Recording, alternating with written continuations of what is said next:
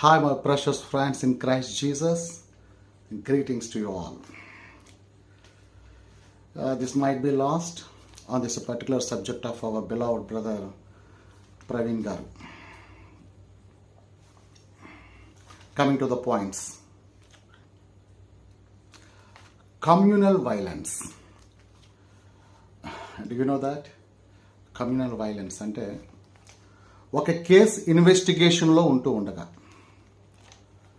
శాంతి భద్రతలకు విఘాతం కలిగించేటటువంటి రీతిలో ఎవరైనాను మాట్లాడితే వారి యొక్క ఇన్వెస్టిగేషన్కు ఆటంకమును కలిగిస్తే లేక అసత్య ప్రచారాలను ఎక్కువగా చేస్తే ఒత్తిడి తీసుకొని వచ్చినా లేక దాన్ని అలాగా ప్రచారం చేస్తూ ఉన్న ప్రజలలో దానిని బట్టి డిపార్ట్మెంట్ వారు ఖచ్చితంగా వారిని కంట్రోల్లో తీసుకుంటారు. It's called communal violence.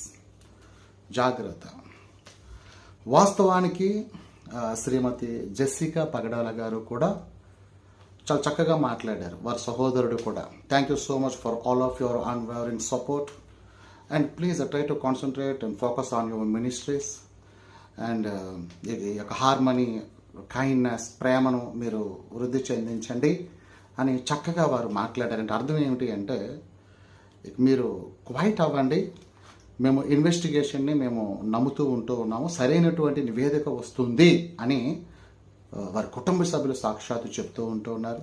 And more ever నేను కూడా మొదటి నుంచి చెప్తూ ఉంటూ ఉన్నాను, ఇన్వెస్టిగేషన్ ఎంతో పవర్ఫుల్, అది ఎంతో శక్తివంతమైనది అని నేను కూడా చెప్తూ ఉంటూ ఉన్నాను. కనుక నిశ్శబ్దం వహించి దేవుని సన్నిధిలో క్వైట్గా కూర్చుంటే మంచిది అని నా యొక్క ఉద్దేశం కూడా.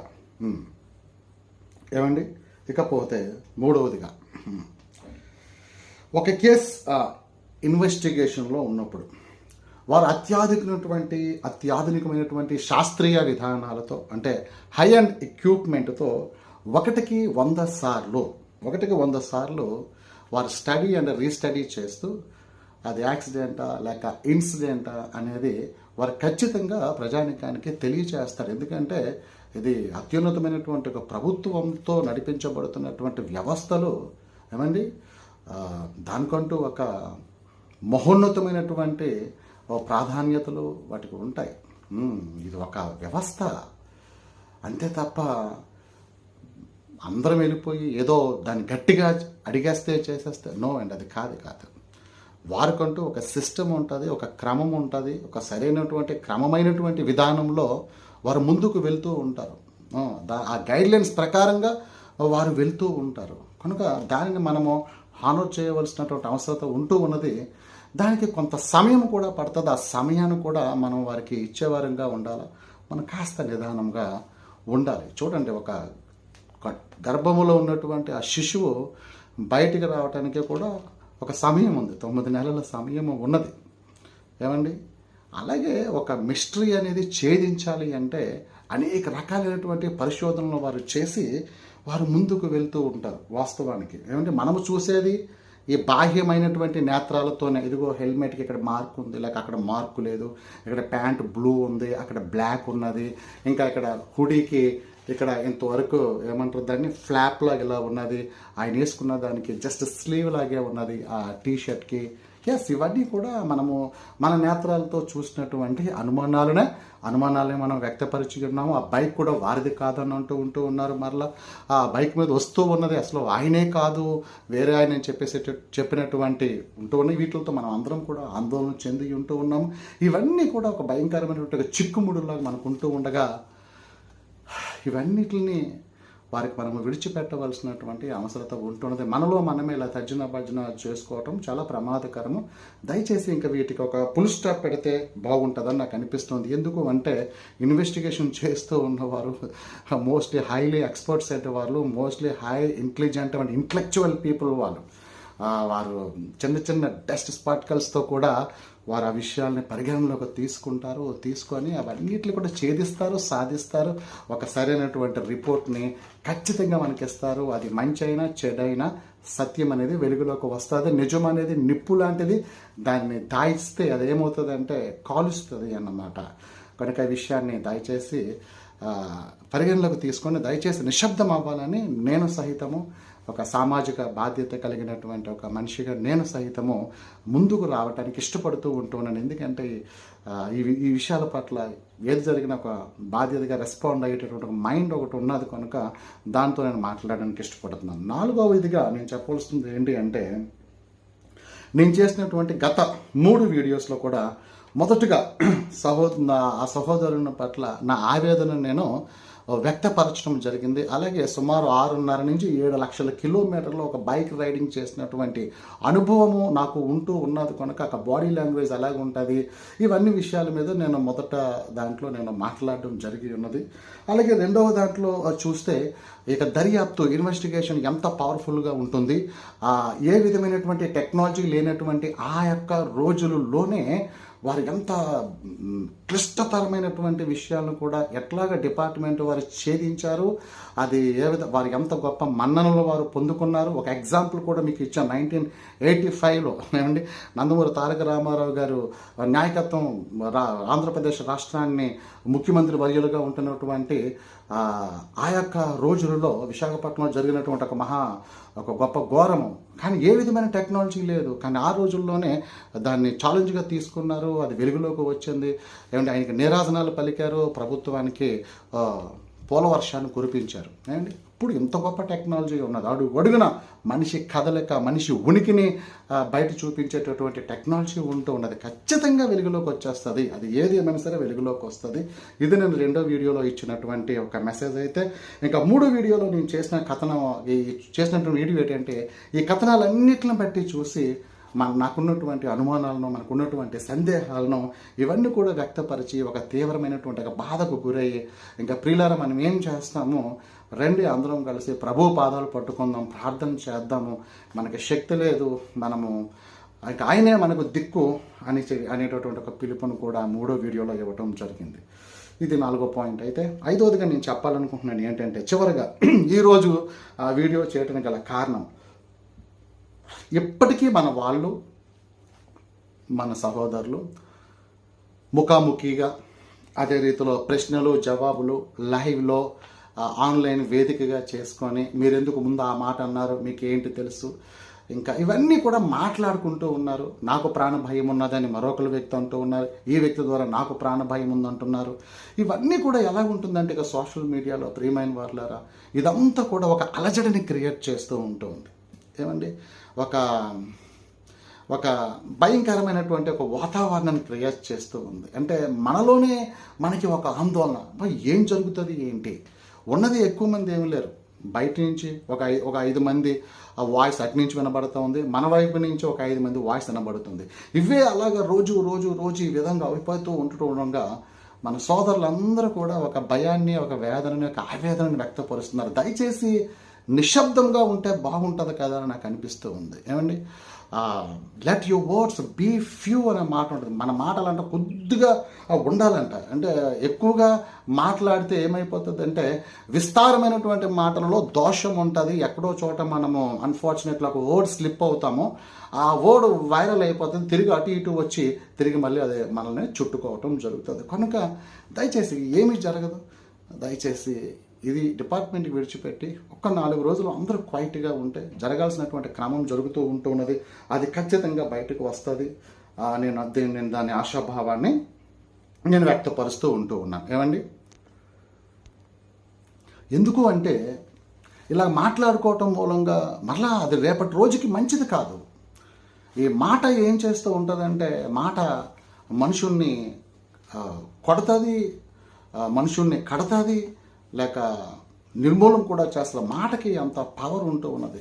ఈ విధంగా ఒక్కొక్కసారి ఉద్వేగాలకు లోనైపోయి భావావేశాలకు లోనైపోయి ఆ విధంగా మాట్లాడుకోవడం మూలంగా మా బాధ ఏమిటి అంటే, మరలా ఏమైనా జరిగితే అయ్యో చూసి తట్టుకునే ఓపిక లేదు అండి, భయం వేస్తుంది, అంతమించి ఇంకేమీ లేదు. ఏమన్నా జరిగితే చూసి ఏడవడానికి కన్నీళ్ళు ఉండటం లేదు, లోపల మనోవేదన అవుతూ ఉంది. అది దయచేసి గుర్తించండి. అసలు ఎందుకు ఒక్కొక్కరు ఏ ఉద్దేశములతో చేస్తున్నారో నాకు తెలియదు, కానీ క్వైట్గా ఉంటే బాగుంటుంది కదా. అసలు వాస్తవానికి ఇక సోషల్ మీడియా వచ్చి చాలా ప్రమాదం అయిందని నేను భావిస్తూ ఉన్నాను. భగవంతుని అడుగుతూ ఉన్నాను, అసలు ఇదంతా ఆపేస్తే ఎవరికో వారు క్వైట్గా పూర్వపు దినాల్లో మేము చేసినప్పుడు కామ్గా చేసి ఫోటో తీయడానికి మాకు ఫోటో కూడా ఉండేది కాదు. ఏమండి మేము అంటే చెప్పుకోవడానికి కూడా మా మైండ్లోనే ఉన్నాయి మా జ్ఞాపకాలు, మేము చేసినటువంటి మినిస్ట్రీ అయితే ఏదైతేనేమండి, ఫోటో తీసుకోవడానికి మాకు ఫోటో కూడా ఉండేది కాదు. కానీ ఈరోజు నా తుమ్మిన దగ్గర అంత వైరల్ వైరల్ వైరల్ వైరల్ మాకు ఆశ్చర్యం అవుతూ ఉంది. మా బాధ ఒకటే, ఏం జరుగుతుంది, ఎవరి మీద ఏ రాయి పడుతుంది, ఎవరికి ఏ హాని జరుగుతుంది, అవన్నీ ఒక తోటి ఒక బ్రదర్గా, ఒక సహోదరుడిగా అవన్నీ చూసే ఓపిక మాకు లేదండి. బాధ అనిపిస్తుందండి, రెండు భయం వేస్తుందండి. దేవుడికి అన్నీ తెలుసండి, జర నిశ్శబ్దంగా ఉంటే బాగుంటుందని మా ఉద్దేశం. దీన్ని మనస్కరించాల్సిందిగా నేను ప్రేమపూర్వకంగా నేను మనవించుకుంటున్నాను. నిమ్మలం అవ్వాల్సిందిగా మనవి, ప్లీజ్. 6వ పాయింట్ ఏంటంటే, ఈవెన్ డిపార్ట్మెంట్ వారు కూడా ఏమండి, ఎవరైనా ఏదైనా ఇక మీదట పంచుకోవాలి అని అనుకుంటే ఇలా సోషల్ మీడియాను వేదికగా చేసుకోకుండా ఒక అఫీషియల్గా ఒక నెంబర్ని మీరు రిలీజ్ చేసేసేయండి సార్. మా వాళ్ళు ఏదైనా పంచుకోవాలనుకుంటే డైరెక్ట్గా వచ్చి దానికి వాయిస్ మెసేజ్ ఇవ్వటమో ఏదో ఒకటి చేస్తారు. అప్పుడు మీకు అది కొద్దిగా యూస్ఫుల్గా కూడా కొన్ని పాయింట్స్ ఉండవచ్చు. ఆ విధంగా చేస్తే బాగుంటుంది కదా. ఎందుకు ప్రతిదీ ఆన్లైన్లో పెట్టడము, రెండుది అందరి మధ్య అది వైరల్ అవ్వటము, అందరూ నానా రకాలైనటువంటి కామెంట్స్ చేయటము, అంటే ఒక సెన్సిటివ్ మ్యాటర్ కనుక ఈ విషయాలు ఇంకా ఎటువంటి పరిస్థితుల్లో కూడా మాట్లాడవద్దు. ఒకవేళ ఏదైనా ఉంటే డైరెక్ట్గా ఈ నెంబర్కి మీరు తెలియచేయండి అని మీరు కూడా ఉంటే సమాజంలో ఇక గందరగోళం లేకుండా ఉంటుందని కూడా ఒక ఆశాభావాన్ని వ్యక్తం చేస్తున్నాను సార్. Thank you. ఇకపోతే 7వదిగా ఒక లాంగ్ డ్రైవర్గా మరొక విషయాన్ని నేను మర్చిపోయాను. నా అనుభవంలో నుంచి కొన్ని మాటలు. ఇప్పుడు నేను హైదరాబాద్ నుంచి వైజాగ్కి, లేక వైజాగ్ నుంచి హైదరాబాద్కి నాకు తెలిసి ఒక 20 సంవత్సరాలుగా నేను ఇంచుమించుగా ఒక 100 సార్లని నేను డ్రైవ్ చేస్తుంటాను. కానీ ఎప్పుడు కూడా మోస్ట్లీ నేను నైట్లో ఎక్కువ చేశాను. అప్పుడప్పుడు ఎండలో రావటం జరిగింది తక్కువ. అయితే ఖచ్చితంగా ఎలా ఉంటుంది అంటే గిడినెస్ వస్తుంది, డిహైడ్రేషన్ అయిపోతుంది. సో నేనైతే ఎక్కువగా హెల్మెట్ పెట్టుకుంటాను. 40 స్పీడ్లో అలా రిలాక్స్గా వెళుతూ ఉంటున్నప్పుడు ఏం చేస్తూ ఉంటానంటే హెల్మెట్ మెల్లగా నెక్ బెల్ట్ లూజ్గా పెట్టుకుంటాను. ఇక నేను ఇంకా 80, 100 ఎలానో మైలేజ్ కోసమని 80లోనే వెళ్తాను. 80లో వెళ్తున్నప్పుడు మాత్రం నెక్ బెల్ట్ కరెక్ట్గా ఉంటుంది, ఎందుకంటే అది గాలికి ఎగిరిపోకుండా అనమాట. ఖచ్చితంగా నేను హ్యాంగ్కి కట్టుకుంటాను, కాటన్ హ్యాంగ్కి కట్టుకుంటాను, అది కూడా నీటిలో ముంచి కట్టుకుంటాను. ఒక 100 కిలోమీటర్లకి ఆపుతాను. ఖచ్చితంగా చల్లని నీళ్ళు బాటిల్ కొనుక్కొని, చిల్డ్ వాటర్ బాటిల్ కొనుక్కొని మొహం కడుక్కుంటాను. మనిషి రిఫ్రెష్ అవ్వాలి అంటేనండి ఇమ్మీడియట్లీ ఒక 100 కిలోమీటర్ల కన్నా హెల్మెట్ తీసేయాలి. హెల్మెట్లో ఉండలేము, ఇదంతా వేడి అయిపోయి ఎలా ఉంటుందంటే ఉక్కిరి బిక్కిరి అవుతుంది అనమాట. ఖచ్చితంగా ఇది అలా తీయాలి, చల్లని గాలి తగలాలి. ఈ చల్లని నీరు ముఖానికి వేసుకోవాలా, నెక్లో ఇక్కడ వేసుకోవాలండి. నీళ్ళు తీసి ఇక్కడ కడుక్కుంటాం, ఇక్కడ ఈ చెవుల దగ్గర కడుక్కుంటే వెంటనే బాడీ చాలా రిఫ్రెష్మెంట్ అవుతుంది. అంటే నిద్ర కూడా ఎగిరిపోతుంది అన్నమాట. మరి ఆ వస్తున్నటువంటి వ్యక్తి, ఆ వాహనం మీద ఉన్నటువంటి వ్యక్తి అని అనడానికి ఇష్టపడుతున్నట్టు నాకు ఆయన లేక ఆయన రూపంలో ఉన్న ఇంకొక ఆయన నాకు అర్థం కావటం లేదు కనుక, మరి ఆయన అది ఎట్లాగా సాధ్యపడింది? ఎంత లాంగ్ డ్రైవ్లో ఆయన కనీసం ఒక మాస్క్ తీయకుండా, హెల్మెట్ తీయకుండా ఆ విధంగా ప్రయాణం చేయటం అనేది చాలా ఆశ్చర్యానికి గురవుతుంది. అసలు ఎలాగ ఆయన ఉండగలిగారు అంటే నేను చెప్తూ ఉంటున్నాను. ఖచ్చితంగా ఆ విధంగా తీయటం లేదు అంటే అర్థం ఏంటంటేనండి ఇట్స్ కాల్డ్ ఇన్సెక్యూరిటీ ఫీలింగ్. అంటే he don't want to expose himself అనమాట. He don't want to show his face. He want to hide himself అనమాట. అది అంతే, తను ఎక్స్ప్రెస్ చేసుకోవడానికి ఇష్టపడటం లేదు, తన ఐడెంటిటీని చూపించడానికి ఇష్టపడటం లేదు. It's called insecurity feeling. అదే మూల కారణం. అంతకు మించి ఇవన్నీ వేసుకొని, లేక కళ్ళద్దాలు పెట్టేసుకొని, మాస్క్ పెట్టుకొని, హెల్మెట్ పెట్టుకొని, ఈవెన్ పడిపోయినా సరే అలా ఉంటున్నారు అంటే ఎటువంటి పరిస్థితుల్లో కూడా తమ ఉనికిని తెలియచేయకూడదు అనేదే మూల ఉద్దేశం. అది ఎవరైనానూ సరేనండి. సో ఇటువంటి పరిస్థితులలో మనం అర్థం చేసుకోవాలి. రెండవదిగా ఆయనకి ఏం తక్కువ బండి మీద వెళ్ళటానికి అని అనుకుంటున్నప్పుడు నేను ఇంకొక పాయింట్ చెప్తాను. ఇది అభిరుచికి సంబంధించింది. బైక్ మీద వెళ్ళటం అనేది ఒక అభిరుచి అన్నమాట. నా లైఫ్లో అయితే నాకు ట్రైన్ జర్నీ అనేదే నాకు తెలియదు. మహా అయితే ఒక 5%. బస్ అయితే ఒక 10%. వెహికల్ అని ఉంటున్నాడు, టూ వీలర్ మీద వెళ్ళడం నా అభిరుచి, అంత అభిరుచి, అంత ఇష్టము. కానీ నేను నా లైఫ్ టైంలో దేవుని కృప, నేను ఎవరిని ఇబ్బంది పెట్టలేదు, నేను ఇబ్బంది పడలేదు. చాలా రిలాక్స్గా వెళ్ళడానికి దేవుడు సహాయం చేశారు. చాలా చోట్ల దేవుడు నన్ను తప్పించారు, కాపాడారు. నాకు కూడా నిద్ర వచ్చింది. ఇంకా వచ్చేస్తున్నాం కదా రాజమండ్రి అనుకుని వెళ్తున్నప్పుడు నేను పడుకుండిపోయాను. బండి మధ్య రోడ్లో వెళ్తుందో నా చెవికి శబ్దం వినిపిస్తుంది. ఇలా చూసేసరికి ముందు ఒక వెహికల్ లేదు, వెనకాతలో ఒక వెహికల్ లేదు. ఆ విధంగా నేను కొంత రెస్ట్ తీసుకోవడం, బయట నిద్ర ఎగిరిపోవడం, అమ్మాయి ప్రభు అనుకోవడం, ఇంటికి వెళ్ళటం, ఇటువంటి అనుభవాలు కూడా నాకు కూడా ఉన్నాయి. దేవుడు తప్పించారు. అది గ్లోరీ టు గాడ్ అలోన్. ఏమండి, అంటే నాకున్నటువంటి అనుభవాలు ఈ విధంగా మొహం ఇక్కడ కొట్టుకోవాలి, హెల్మెట్ తీయకపోవటం అనేది ఖచ్చితంగా something behind there is a particular reason అండి. అది ఎవరైనా సరే, అది అధికారులు వారు తెలియచేయాలి తప్ప మనమేం చేయగలుగుతామో మనకు ఉన్నటువంటి అనుమానాన్ని లేక మనకు ఉన్నటువంటి అనుభవాలను బట్టి మనం మాట్లాడుకోగలుగుతాం. ఏమండి, రెండవదిగా ఇదే పాయింట్లో కాళ్ళు పొడుగ్గా ఉన్నాయని చెప్పేసి అన్నారు కదా. నేను ఒక మాట చెప్తున్నాను. కాళ్ళు పొడుగ్గా ఉన్నాయంటే అర్థం ఏంటి అంటే క్లియర్గా నాకు అనుభవంలో నుంచి, ఇది రోడ్డు, మార్జిన్ ఉంది, ఇలాగ వైట్ మార్జిన్ ఉంది, ఇది రోడ్డు, ఈ కిందన మట్టి రోడ్డు అనమాట. అంటే ఇంచుమించుగా ఇంత తేడాలో ఉంది అనమాట. ఈ మట్టి రోడ్లోంచి వెళ్తూ ఉన్నప్పుడు ఇది హైట్లో ఉంది, ఈ మెటల్ రోడ్ అనేది హైట్లో ఉంది, ఇదేమొచ్చి మట్టి రోడ్డుగా ఉంటుంది. ఏమండి, దీని మీద నుంచి బండి వెళ్తున్నప్పుడు ఇది ఎత్తులో ఉంది కనుక ఖచ్చితంగా కాలు ఏమవుతుందంటే దాని మీద పెట్టినప్పుడు అది రెస్ట్గా ఉంటుంది, కంప్లీట్గా ఆంతది. అండ్ నీ కూడా ఇలా కంఫర్ట్గా ఇలా ముందుకు వస్తుంది అనమాట. మరలా సేమ్ సమతలముగా ఉన్నటువంటి ప్లేస్లోకి బండి వెళ్ళింది అనుకోండి, మళ్ళీ అందలేనట్టుగానే ఉంటుంది. కానీ ఎప్పుడైతే బండి ఇలా ఉండి రోడ్డు ఇలా ఉందనుకోండి, ఇది మెటల్ రోడ్, ఇది కొంచెం మట్టి రోడ్, ఇక్కడ ఉన్నటప్పుడు ఖచ్చితంగా కాలు హైట్లో ఉంటుంది. అది అంతే, అది మీరు అర్థం చేసుకోవచ్చు. ఏమండి, ఇంకా మనం ఆలోచన చేస్తే 8వ పాయింట్గా మరొక మాట నేను ముగిస్తూ ఉంటూ ఉన్నాను. ఫైనల్గా ఇంకా కామెంట్స్ చేస్తున్నటువంటి క్రైస్తవేతర సహోదరులకు దయచేసి మనవి ఏమండి, నేను చెప్పడానికి ఇష్టపడుతున్నాను. మనిషిని మనిషిగానే చూడండి, కులముతోనో మతంతోనో దయచేసి చూడకండి, సాటి మనిషిగానే చూడండి. రెండవదిగా బూతులు దయచేసి తిట్టకండి. మేము మిమ్మల్ని తిట్టలేము, ఏమీ అనలేము. కామెంట్ ఏమన్నా బాధాకరంగా అనిపిస్తే దాన్ని డిలీట్ చేయటం తప్ప అంతకుమించి మేము ఏమీ కూడా చేయలేము. ఎందుకంటే మేము రూపాంతరం చెందినటువంటి ఒక మనుషులంగా ఉన్నాం. సాటి మనిషిని అయితే ఎటువంటి పరిస్థితుల్లో మేము ఏమన్నాం. దయచేసి try to love your neighbour, because we are Indians. మనమందరం కూడా భారతీయులమై ఉంటూ ఉన్నాము. That is our nationality. Hinduism అనేది మన nationality. I'm an Indian, you are my brother and I'm your brother and I love you and please try to love your neighbour. అంతే తప్ప దయచేసి ఒక మనిషిని తిట్టడానికి, చెడ్డగా కామెంట్స్ చేయడానికి తప్పండి, పాపం అది. అలాగా చేయొద్దు అని నేను దయచేసి మీకు నేను రిక్వెస్ట్ చేస్తూ మనమేమి శత్రువులు కాము ఇక్కడ. చూడండి, ఒక్క విషయంలో మీకు మాకు విభేదం ఉండొచ్చు, ఏదైనా విభేదం ఉండొచ్చు. ఆ విషయాన్ని బట్టే విభేదం తప్ప మీకు నాకు ఏ విధమైనటువంటి విభేదం లేదు. తెలుసా అండి, నా యొక్క విశ్వాసం ఒకటి ఉంటుంది, మీ యొక్క విశ్వాసం ఒకటి ఉంటుంది. మీరు ఒకటి అవలంబిస్తూ ఉంటారు, నేను మరొక దాన్ని అవలంబిస్తూ ఉంటాను. అదే మన ఇద్దరికి ఉన్నటువంటి ఒక తేడా, అంతే తప్ప మీకు నాకు ఏమాత్రం కూడా తేడా లేదు. మీరు మనిషే, నేను మనిషినే. మనందరికీ అమ్మ ఒక్కరితే, మదర్ ల్యాండ్ అని అంటాం. అమ్మ ఒక్కరితే.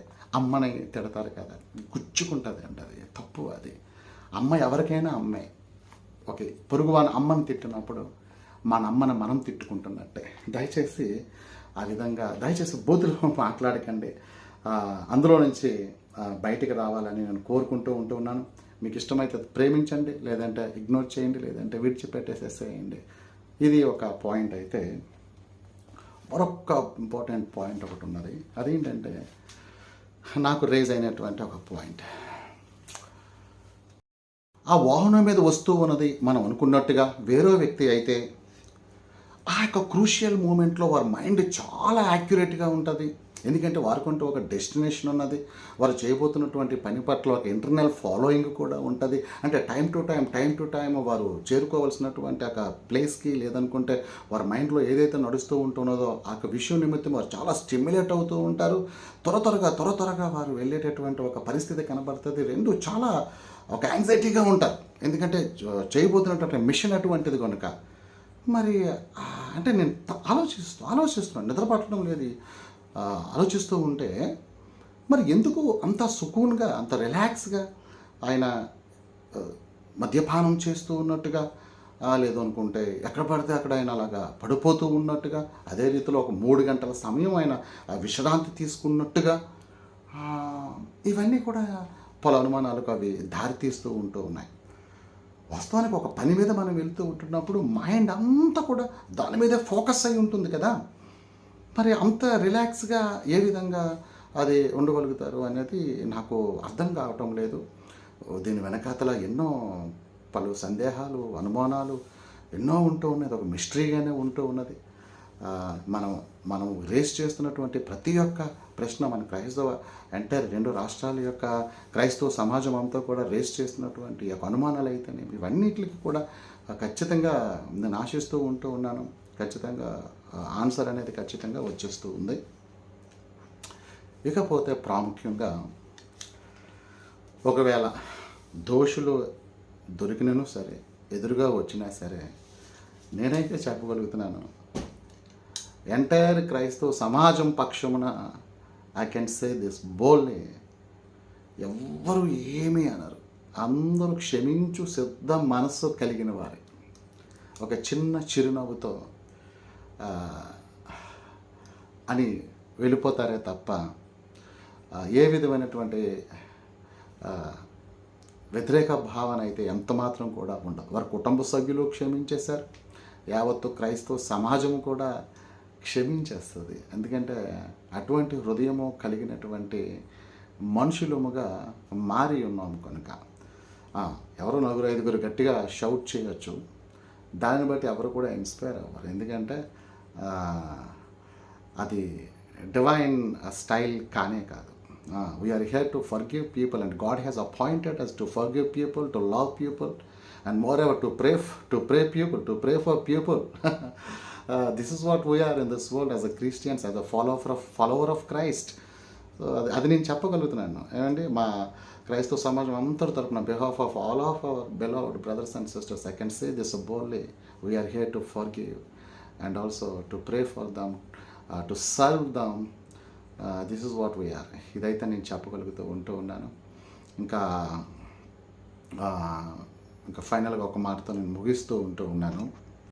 రెండోది, వారి కుటుంబాన్ని కూడా దయచేసి, వారి కుటుంబం చాలా క్రిస్టల్ ఉన్నారు, దయచేసి మీ పని మీరు చేసుకోండి.